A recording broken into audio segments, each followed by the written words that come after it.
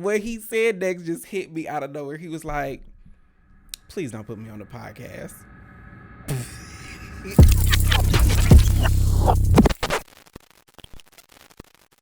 What up, though? Jay the Gentleman here. Welcome back to the Dear Black Gay Man YouTube channel.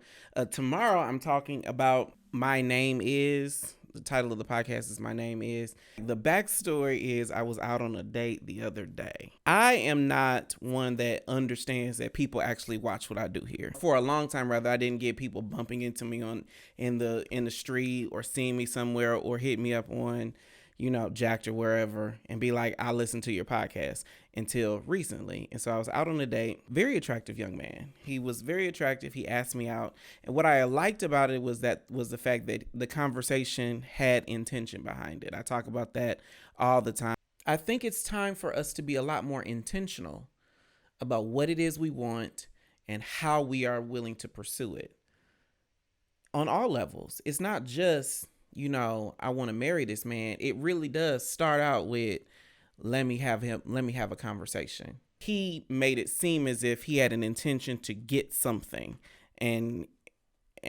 couple that with being, physically attractive. I was like, what I got to lose? So I went out on this date with him, but unfortunately the conversation wasn't the greatest. I do think he seemed nervous.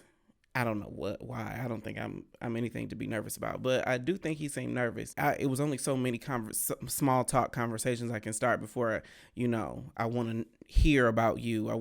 You need to pick up the baton somewhere in the middle of the conversation, especially since it was a date he asked me out on. And so there was this lull in the conversation and it got quiet and he looked up at me and said, this ain't going too well, is it? And I was like, what he said next just hit me out of nowhere. He was like, please don't put me on the podcast. First, I didn't know that he had even listened to the podcast. I haven't even mentioned it to him. I didn't mention the YouTube channel. I haven't mentioned Dear Black Gay Man.